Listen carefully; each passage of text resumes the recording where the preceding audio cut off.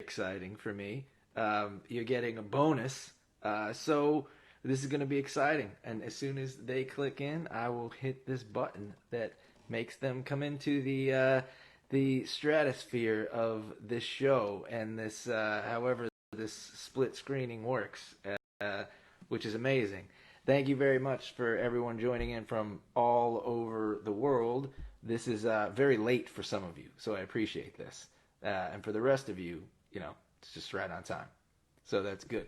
We'll wait until they click in. Here we go. It says waiting to connect. Here we go. Ready? I'm excited. Whoa!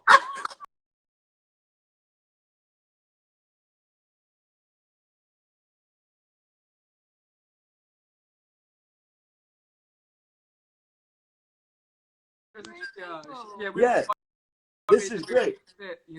We fit in the square just. Yeah, I'm gonna be honest. I had an accident last night, and I shaved my whole face, but I thought to myself it was bad, and it was I got a wound somewhere over here, and so I was in the middle of it, and I panicked, and I said I had like a giant beard, and then I said, you know what? It's okay. I have Ida Mae coming on tomorrow, and no beards. No So we're all good. Yeah. There aren't even beards if I wanted beards. We've tried. I mean, Yeah. I was never part of that scene. Yeah. I think Johnny Marr was asking about beards. Like when is No More Beards happening? Yeah, when is that a thing? I think it's when Americans get better jawlines, really. That's the deal. It's Stops.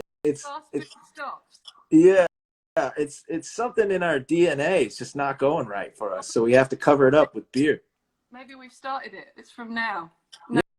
Yeah. This could be the source.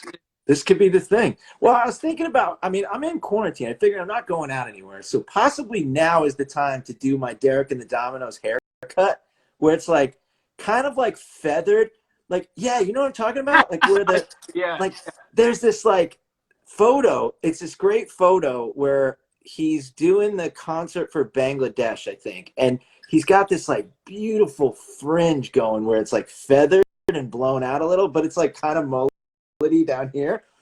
So it's like short and then long. And I was like, this might be my moment. That was such a thing with English rockers as well. Like Rod Stewart, the Ronnie Wood, they all had that. Yeah.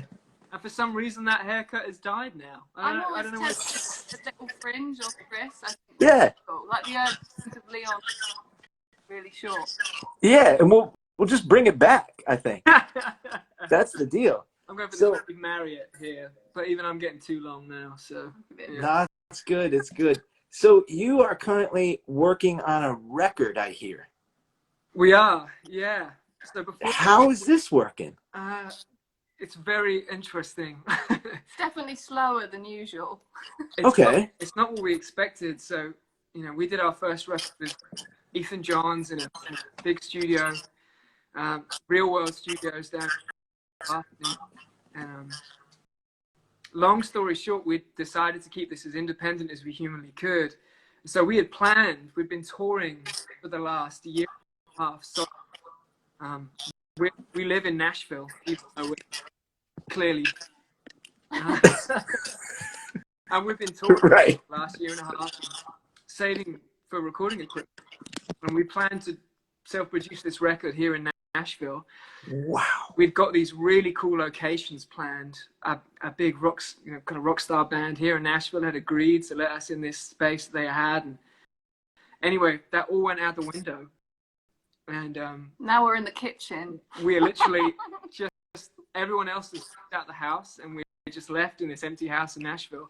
So we've rigged the whole house, and we've tracked 16 songs already. Yeah. So. This is awesome, but totally by yourself? Yeah. Yeah, it's weird. We've been doing it in a vacuum. As it can humanly be. Yeah, you will never get that experience again. This is awesome. It's interesting, yeah. Okay, so I'm excited. This is going to be great because I was talking to, we have a mutual friend in David Macias, and he was saying, like, he's like, yeah, they're recording a record right now, and I was like, hey, really? Where? And then I was like, oh, I saw you online. You're doing it yourselves. I was like, this is great. Yeah, yeah, yeah. How's it like? How do you feel?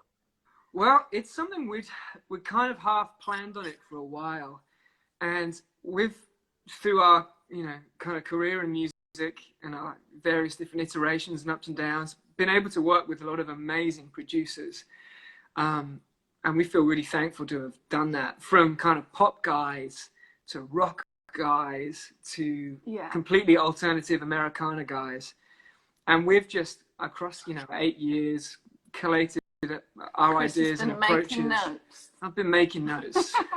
That's the way to do it. And so when this record came around, we just decided that we wanted to do it that way. And we had a kind of a vision and an idea of different sonics and sounds and how we wanted to piece things together. We didn't expect to do it in our living room. Right. But we did expect. As you do. Yeah. So. But so now, is this what? It's fun because there's limitations. I had to make an amp booth out of some garden furniture.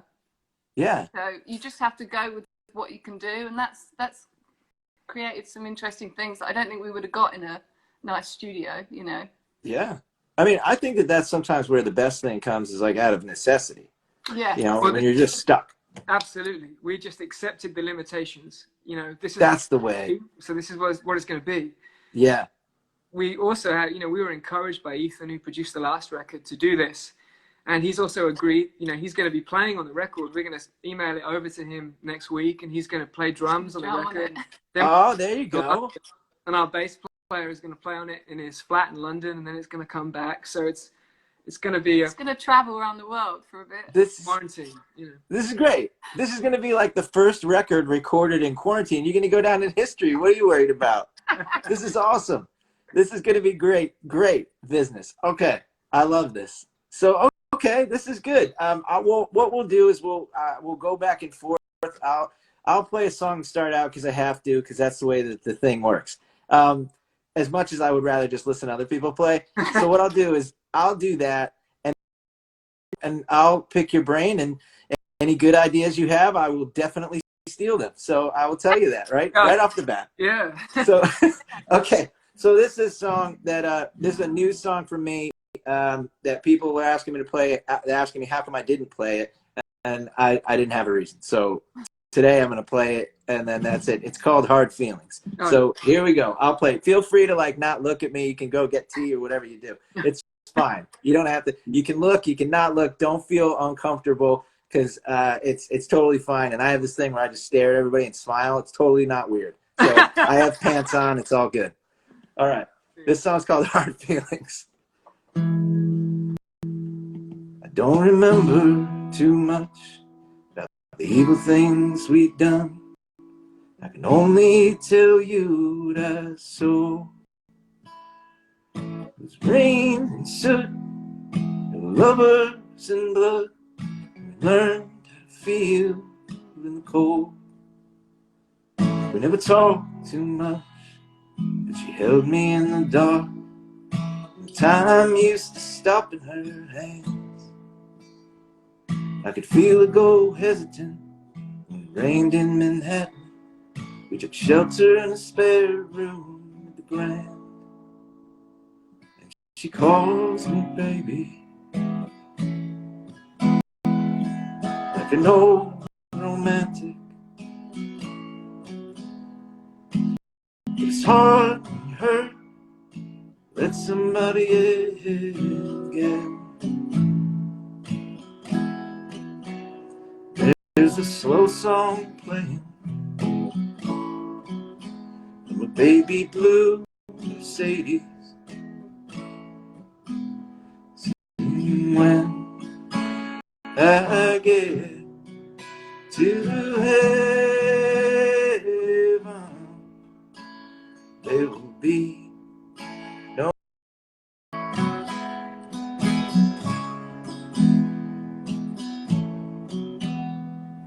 You wish for these days.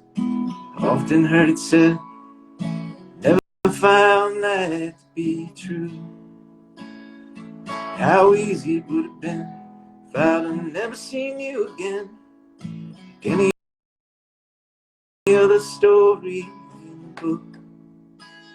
And she calls me baby, like an old romantic.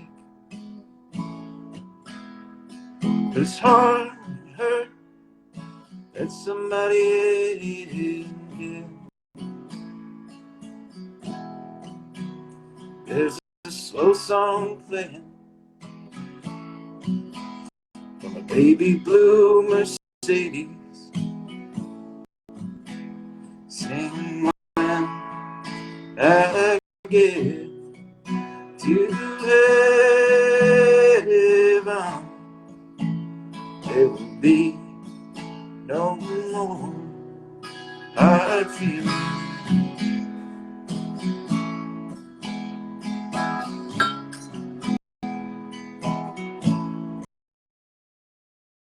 Like an old romantic.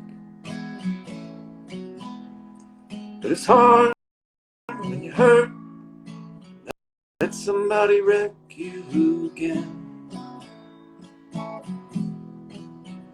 There's a slow song playing,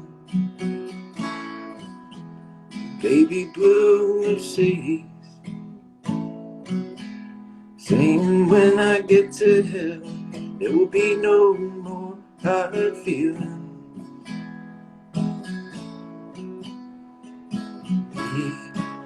No more hard feeling. There we go. First one done. Thank you very much. I also have learned to turn the comments off.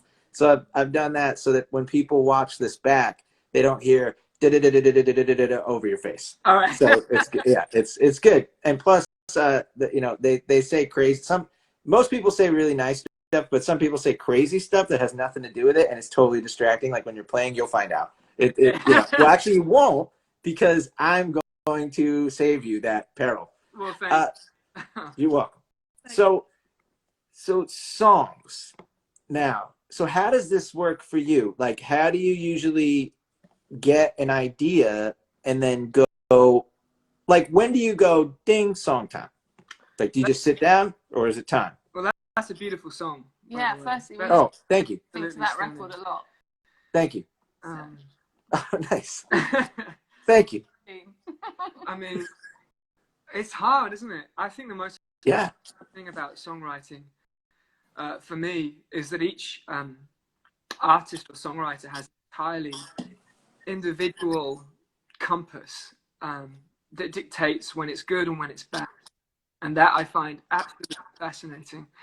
And for some reason, you can be writing something, and then the next day you'll sit down, and in 5 minutes you'll have the best song that you've written. And I find that a completely fascinating process. And I mean, I'm the main writer, and Steph is the editor. Which is also as important as the writer. Yeah. Amen. Yeah. I don't know what you're talking about. It is very true. And so I don't know, really. I think every songwriter is always trying to push themselves into a place that they've never been before. Yeah. And when I kind of surprise myself, that's when I think I have something good, typically. Yeah. So that's how it kind of starts for me. But I'm kind of back to front in that I tend to start with first lines or a first verse, and I won't go any further until I think that's good. Yeah. Particularly opening lines, because then I'm with you. You've set yourself up. You know, you have to keep that. You have to be as good as those first lines. You know. Mm-hmm. I'm totally with you. I've never heard anyone else say that, and that is 100%. Like, since day one, that's how I've known whether to continue or not. Well, there you go. Because everyone says, chorus. You got to have the chorus. You got to have the title. Nah. I never had that. Me neither. I never know what it is. I'm always like, I don't even want to start with the chorus, and I'm like, okay, that's cool, but no diss. But sometimes, not all the time, but sometimes, I find that the verses are looked at as throwaway things as long as you have a good chorus. This isn't all the time, but sometimes. And I go, I don't know, like that's the meat of the song. You can really, you can change a person's mind. There's been songs that I've loved where I don't really care about the chorus, but the verses are so good that I listen to it anyway. Absolutely. I couldn't agree more. That's where the meat is, I think. Yeah, I agree. And I kind of see songs as it's like film cameras or something. You start really zoomed in and you slowly pull out, and as you pull out you begin to see the picture more, and you can do so much in opening lines and verse lyrics that you can't do in a chorus. Might be why we never have particularly good choruses. Well, they only have to be one line. That's the real truth. I'm like learning this thing now where where choruses, so like when I started out writing choruses, they were always like these big like points, and like, but now I'm finding that like sometimes they just are one line, and like that's good enough. And I don't know, like I enjoy it a lot. I know. I mean, you just have to look at song form over the years. I mean, they didn't have choruses 50 years ago. It was the A style format, and you had the one line, like the Dylan blowing in the wind thing, or those Woody Guthrie songs. You only need one line. Right. A lot of country songs and sort of thing, Carter thing. What I really find fascinating about that song form is when you repeat a line, how it changes meaning and weight. Ah, yes. Like blowing in the wind or anything like that. It seems to mean more. It has. Yes. And I find that fascinating. That is. It kind of like it doubles up the weight of the song. Yeah, that's 100% right. That's crazy. That's really good. So that's two things stealing from pencil. Okay, so good. Well, this was very good. All right, thanks. Good night. Yeah. I mean, I think we'll play a song called "If You Don't Love Me," which is a song that's probably one of our most simple and easy to digest. Love that. We're not dissimilar. I mean, we came from a rock and roll band before starting this. Yeah. We were kind of heavy rock and roll, and when we started Ida Mae project, we just wanted it to be really simple and really honest, human, and this song was one of the first we wrote. Yeah. And the chorus is switch around old Beckett quote, but anyway, we'll sing it. Okay. I'm gonna turn mine down so that you don't get feedback. So this is modern technology at its finest.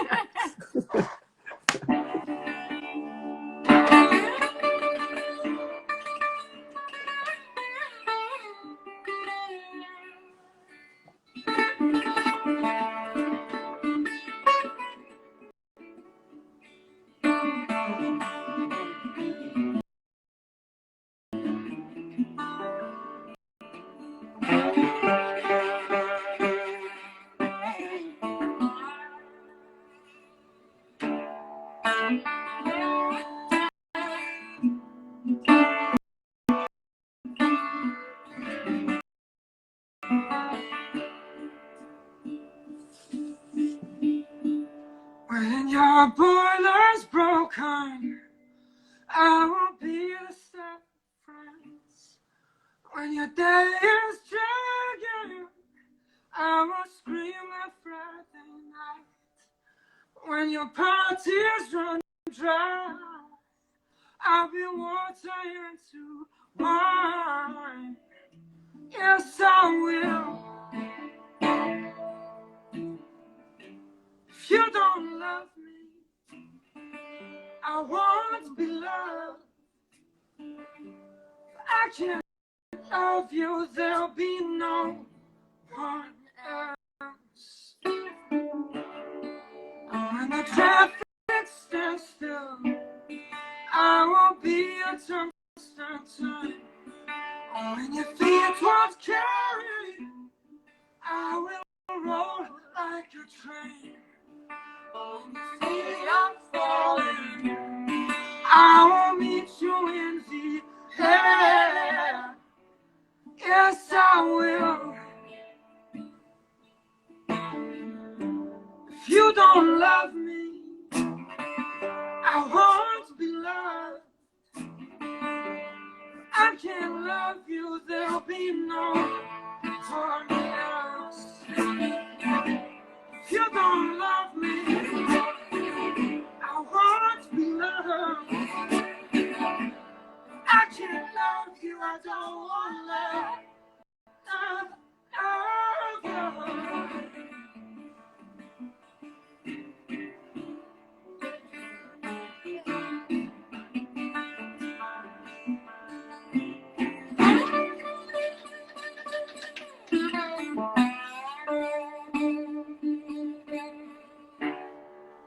When the bitters drown you, I will swim with you. When the darkness holds you, I will burn like the day. When you wake with no one, I will lie with you. When you wake with no one, I'll lie with you.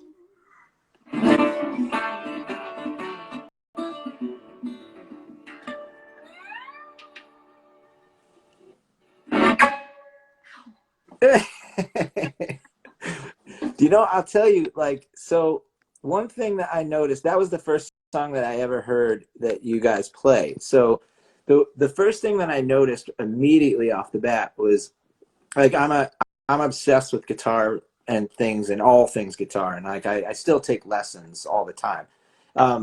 But one thing I noticed is that I hate noodling more than anything. So I like YouTube drives me insane. So I don't like it.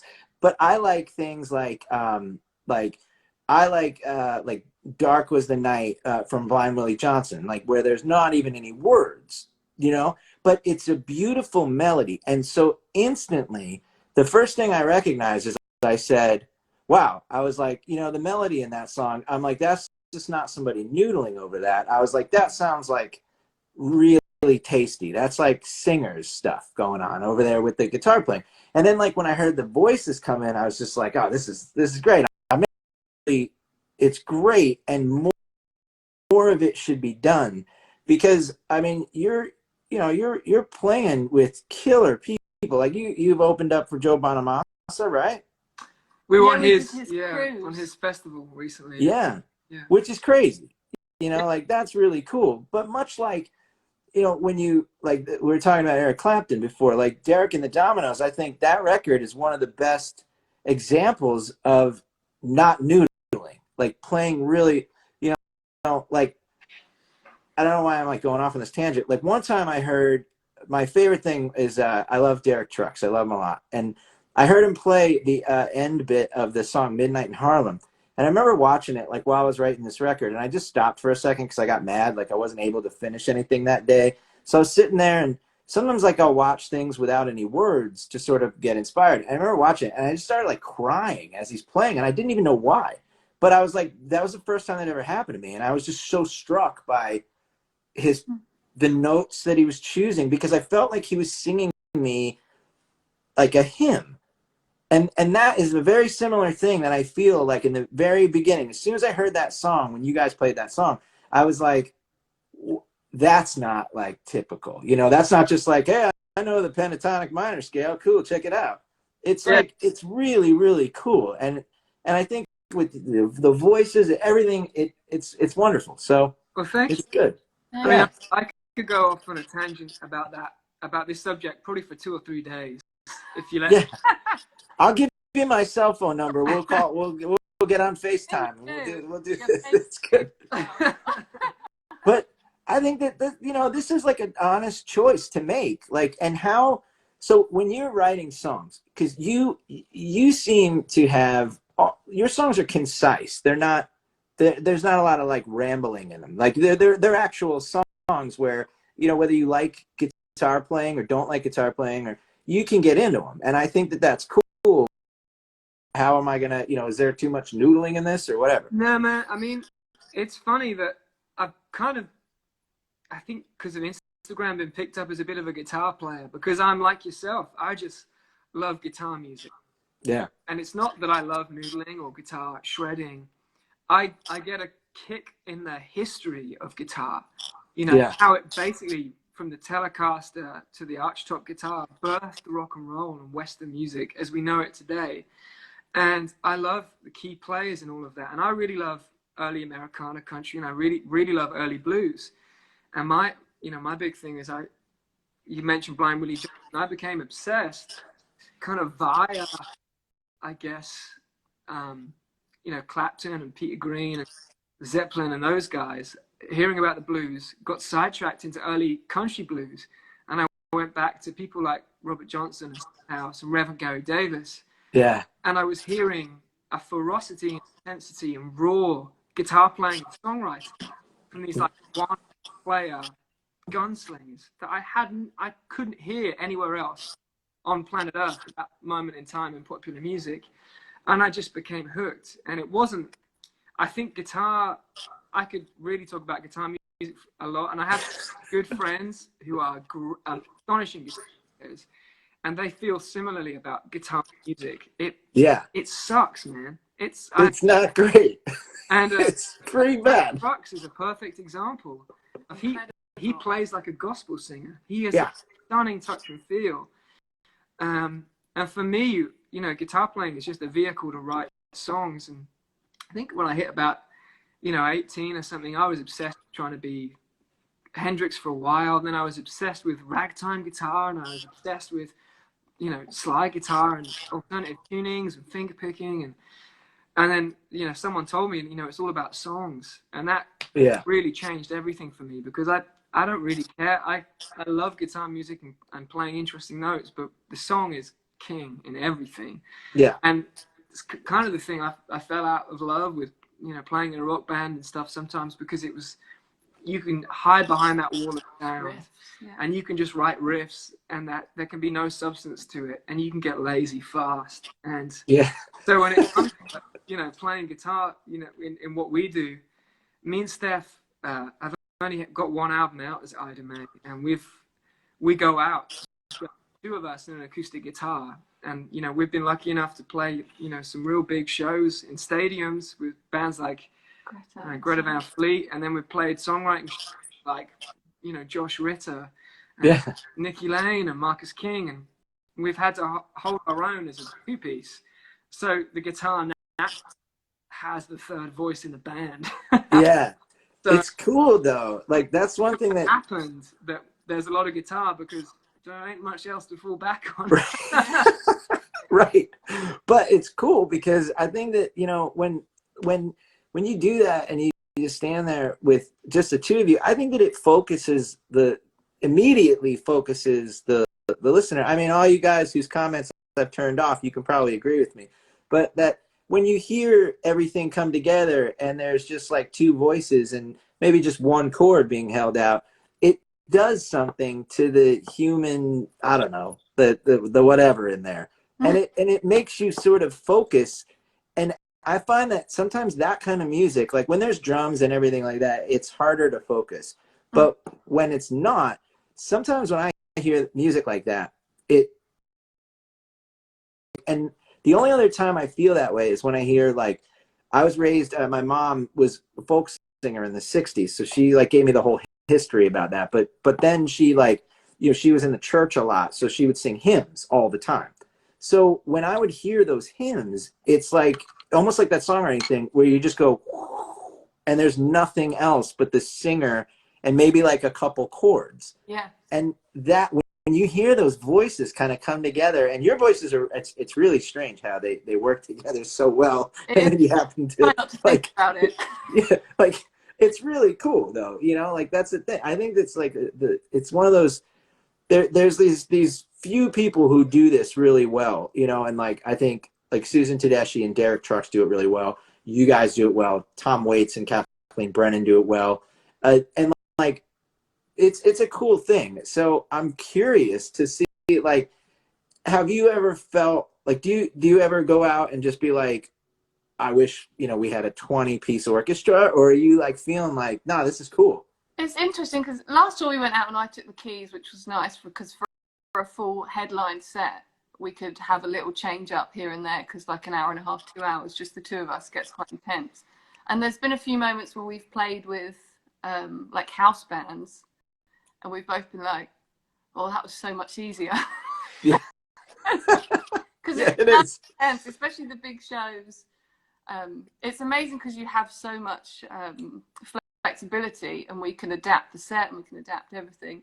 But then there's no let up when you're playing. Just I think that's.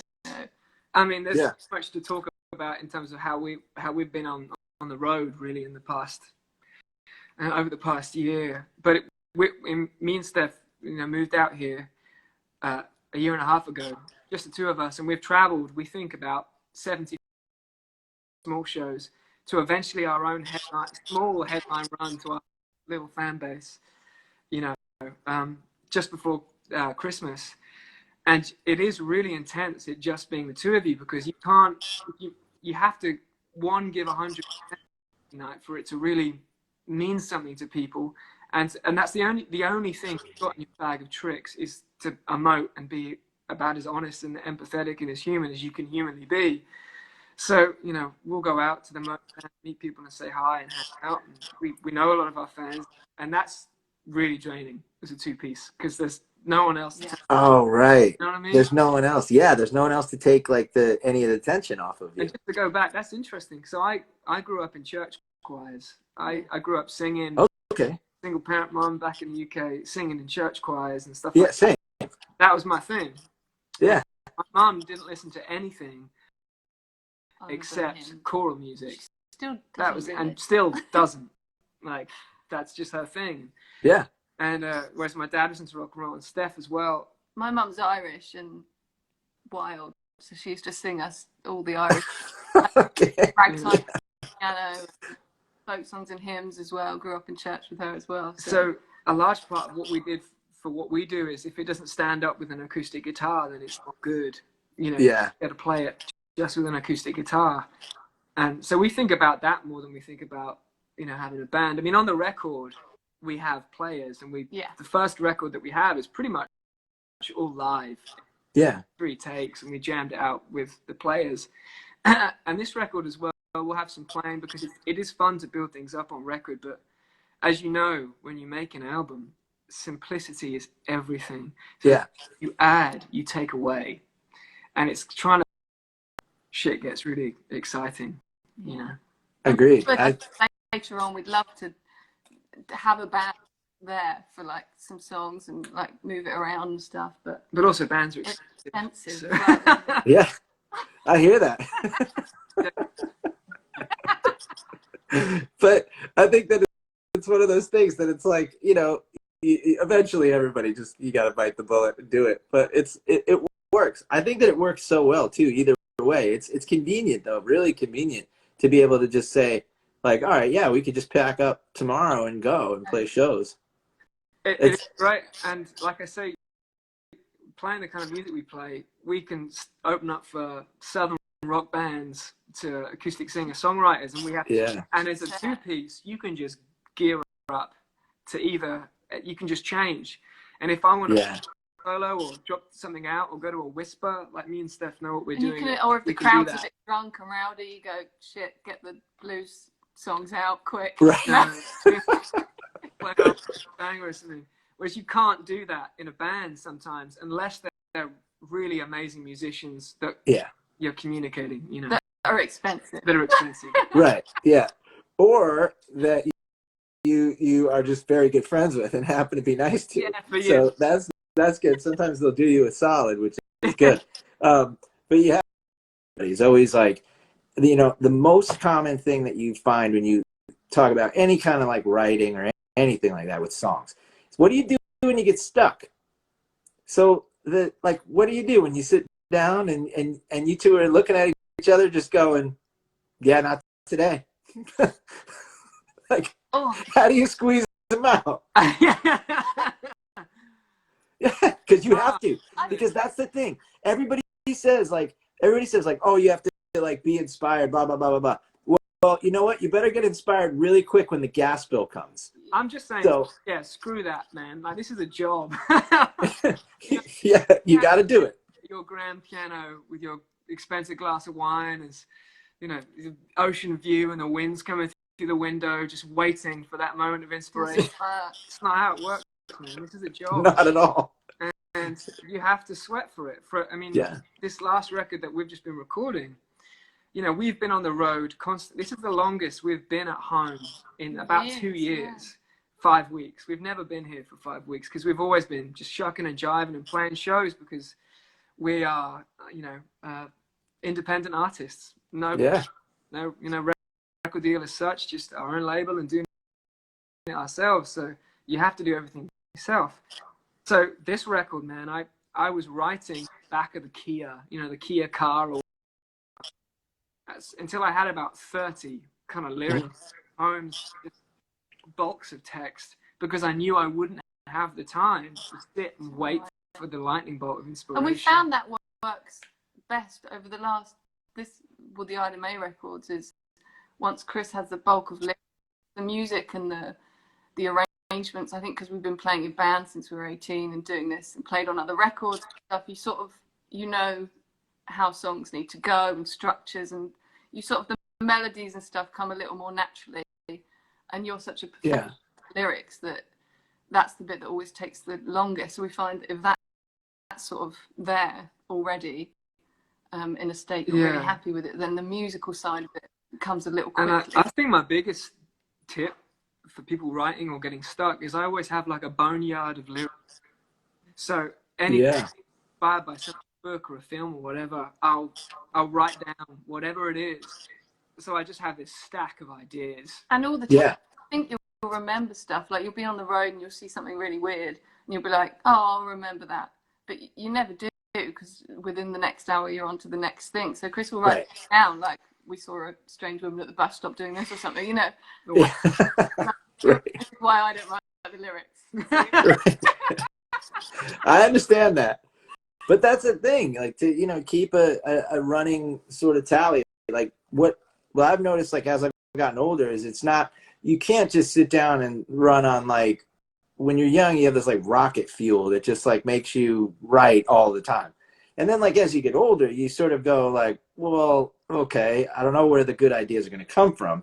So like I found that instead of just sitting down and write all the time, so there's like always something being worked on, and that way like between records, you know, by the time you get to the next one where you go like, I guess I can't tour anymore, I got to make a record, you know, or you feel like you want one, then you know I've got something laying around, which is way easier in the tank. And I think as well the way I tend to write, and also just going back to that bluesy rock and roll thing, I love some of that beat poetry scene and the Kerouacs and Fallon Getty's and the Tom Waits stuff, where you can kind of say nonsense sometimes. You know, that genre, that vernacular kind of means that I can play with ideas and words more. Whereas I think, you know, you're a perfect example of being able to write just stunning narrative-driven songs that really vignettes of people in places living life, which arguably is harder to write than some of the. It's one thing I'm trying to learn to do more and more, and we're always constantly learning. But that's something I'm working on more because it's harder to do. I feel, you know. Sometimes it's harder to make sense. I think out of it, like you have to just do wherever.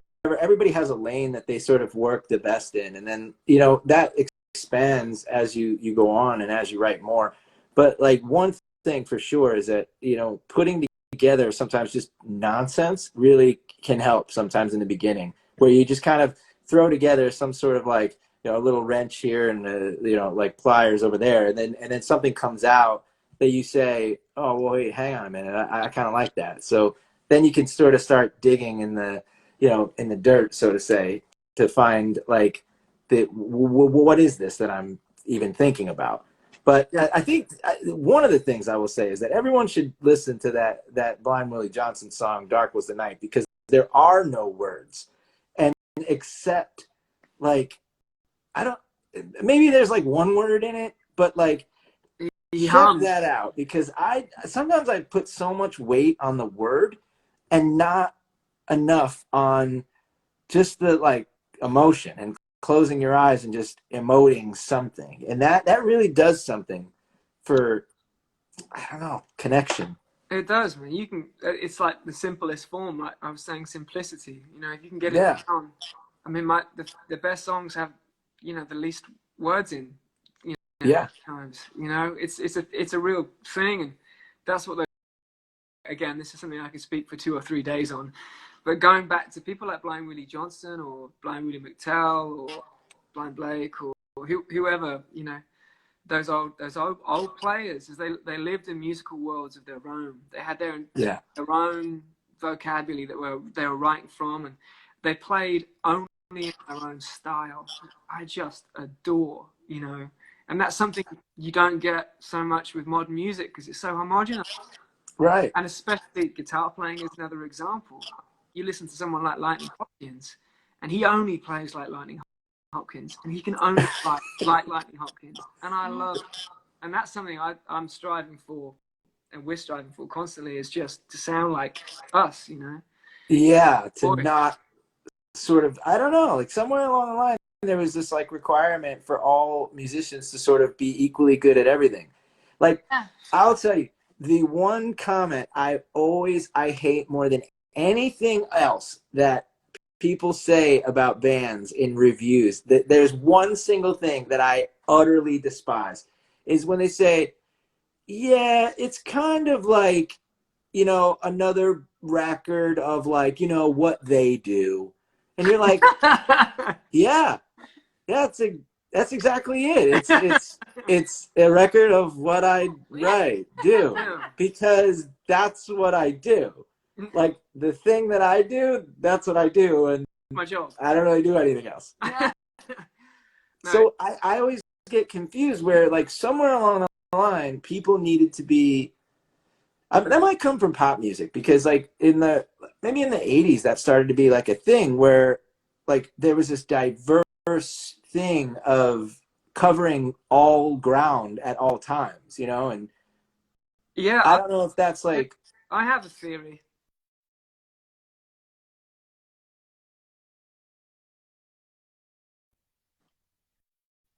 I did. Anyone there? Hello? Yeah. I can hear you. You're back there. Sorry. I'm back. Okay. You had the wheel. You guys were clear the whole time. So I don't know. I don't know what's happening. I think a big thing with a lot of early rock and roll and early country and blues and the sort of thing that a lot of people go back, a lot of it was kind of created in a vacuum, and there wasn't any commercial or economic influence on what they were doing. They were just doing what they did. Algorithms. Whereas now, the algorithms. You want to start a band, or you want to, you know, and you get signed, and you get some money in the bank. Well, you have to make that money back pretty quickly if you want to, you know, recoup, make a living out of it. And the easiest checkbox is to go to what's hot right now, or go to the same producer. Songwriting is what's hot, and because that's already in the algorithms, that's what's on the radio. So you try and feed the machine, and I mean everything becomes more and more the same. Right. When you operate that way. So that's part of the theory is, you know, anyway. I agree with you. I think that, so it's funny. So this is the first time I'm going to play someone else's song now, but I picked this song, and but it's not one of his guitar playing songs very much. It's and it's from a later record, and it's a song called Haul Away. And the purpose for this was that I was trying to say, like, when I started writing songs, like the whole thing was about playing dress up for me. It was about pretending that you were someone other than who you were, because normal life, it's kind of boring. Like I'm bored with me. I don't want to be me all the time. I want to be someone else. And so, like, you know, in like folk songs and blues songs, like a lot of these people, they would pretend, they'd be like, you know, my name is blah, blah, blah, or I'm a farmer, I'm a murderer, I'm a cowboy, or whatever. you know, and like, I think that that is totally lost these days, but I'm so fascinated with it, especially now. So this song is about a guy who is he's a sailor, and that's what he does. And apparently one night his wife falls off the side of the ocean and drowns. So yeah, they're never happy. But you know what? We weren't born to do this to be because we're happy. So here's a song that is called "Haul Away" by Mark Knopfler.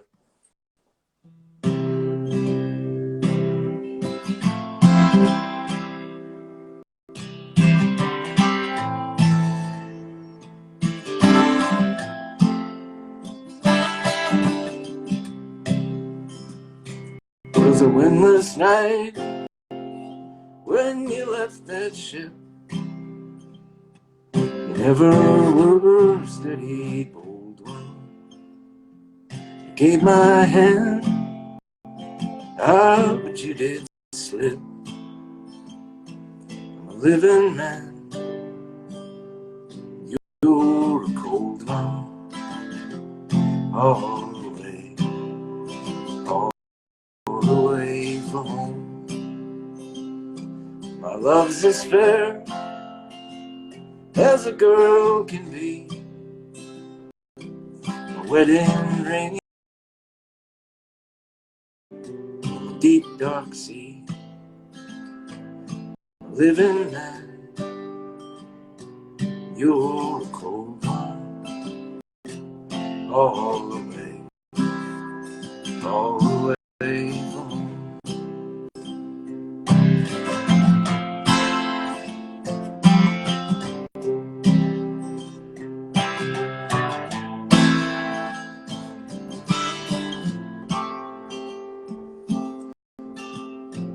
Morning brings, Lord, a fresh young breeze. Fill our sails and end the doldrums. I'm a living man, you're a cold one. All the way from home. All the way from home. Thank you. Thank you very much. It sounds like more people clapping because there's two of you this time, which is great. So that's good. But yeah, so songs, pretending. It's beautiful. You know, that's the thing, I think. That is a beautiful song, and that is a huge subject that I couldn't agree with you more about. I was very similar. Like music it became escapism, and also, you know, a lot of these pop writers and, you know, we've done co-writes and that sort of thing. Yeah, it's got to be about real life, and it's got to be simple and who you are and where you're from. But actually, man, I love to put a lot of romanticism into songs, and escapism, and turn it into something to get away from kind of real life, because real life can be dark and be really boring. yeah. You know, so spinning stories and yarns and becoming someone is a big deal. And I think a lot of people forget that, because singer-songwriters, you always feel, I think people often feel that the words coming from them are direct from them, like they are Right. and you can be accountable for some of the things that are being said and the way the song is feeling, when in actual fact you're an actor, and your persona, it becomes kind of a bravado sometimes. For me, it does anyway. I can say things that I size it, and you're bigger, making it more poetic and more. So I kind of see it like the Harry Potter thing. This is terrible. I need to get much better. But it's not that crux thing, you know. It's like yourself in everything, but it's not necessarily entirely you, and that is kind of beautiful, I think. That's the whole way. I think that when, you know, the beautiful part, like the thing that, you know, like that comes true is what you've lived. And and I don't have to be songs like that. I think that it it's one of these things where now mind you, you should go listen to that song because there's a lot more strings and everything, and it's a more beautiful song.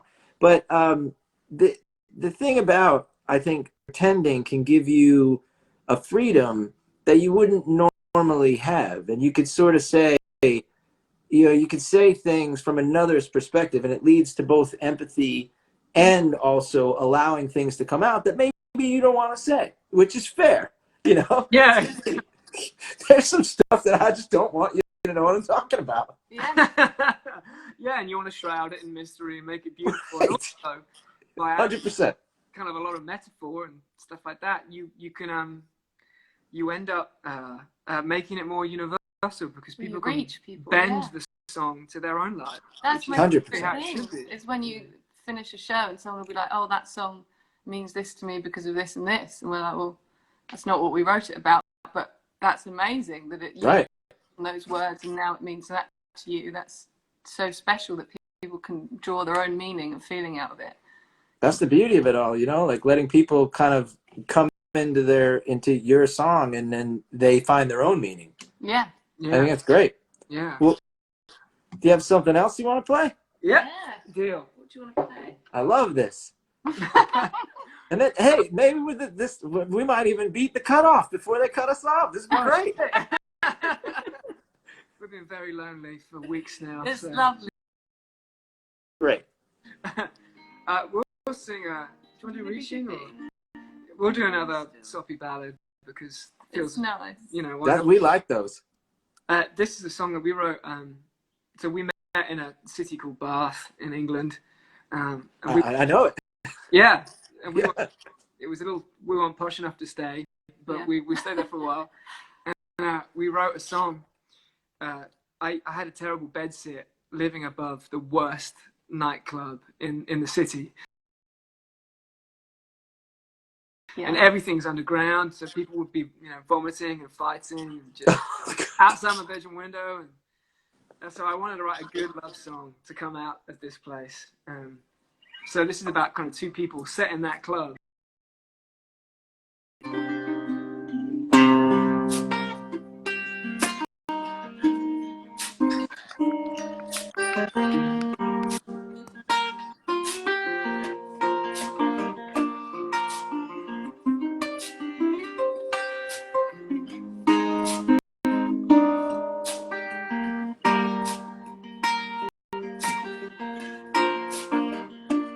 All our beautiful flawed designs, all the plans we made, wasted time. We left them in the dark to the girls and their sweethearts.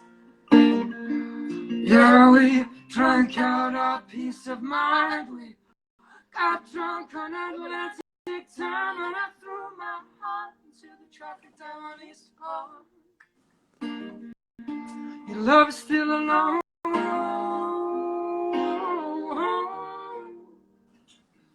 love is still a long road I follow. Your love is still a long road.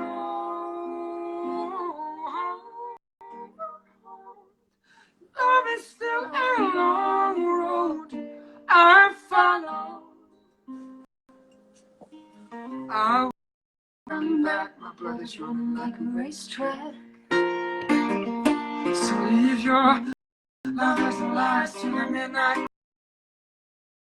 wires with the teenage dreams, half-cut screams at the last, never know, found a place to call home. Your love is still a long road. Your love is still a long road I follow. Your love is still a long road.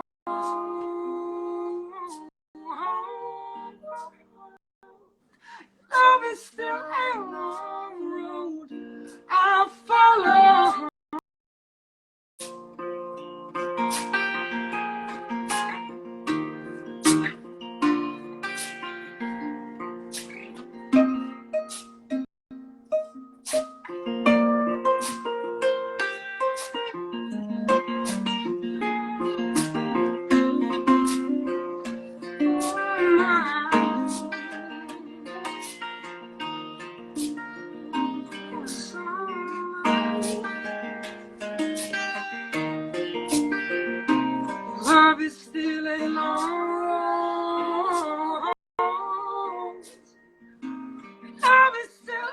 long road I follow.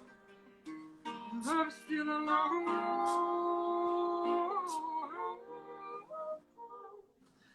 Love is still a long road. I follow.